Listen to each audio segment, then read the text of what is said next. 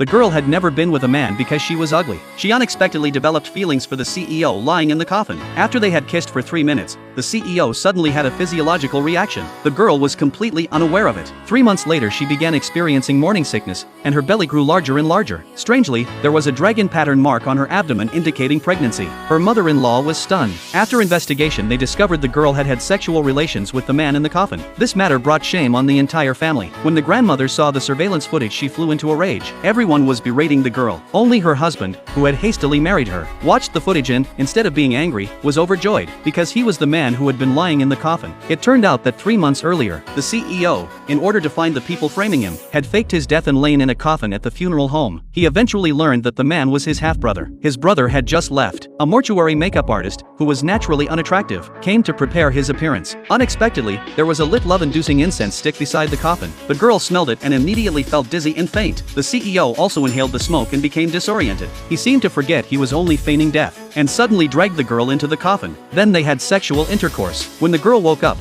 she thought it had just been a dream and paid it no mind. Shortly after, the girl's parents came to her and said their family had previously been betrothed to the CEO's family, asking the girl to marry the deceased CEO in place of her foster sister. The girl, considering that she was too ugly to marry anyone, agreed to her parents' request. At that moment, the foster sister who had been watching secretly rejoiced and planned to marry the CEO's brother. When the girl arrived at the villa, the CEO's grandmother took a liking to her and did not reject her for being ugly. The girl promised to care for the grandmother on behalf of her deceased husband. At that moment, the foster sister's family entered and taunted the girl as a widow, saying she had no right to compete for the position of mistress of the Shin family. The CEO's stepmother even slapped her, declaring that the family would be inherited by her son from now on. But in the next moment, the CEO walked in, and everyone was stunned. Some thought he had risen from the dead. The younger brother had previously witnessed the CEO appear to have stopped breathing, and could not understand why he had suddenly appeared. The CEO explained that he had been feigning death. His aim was to find whoever had framed him. Having said that, he approached the girl and decided to turn the pretend marriage into a real one and marry her, because both had been drugged and were incoherent at the time. They hadn't clearly seen each other's faces and still believed it was their first meeting. At dinner that evening, the grandmother told her 2 grandsons that whoever sires a child will be the heir to the Shin family. Before she finished speaking, the girl suddenly began to retch. After the grandmother took her pulse,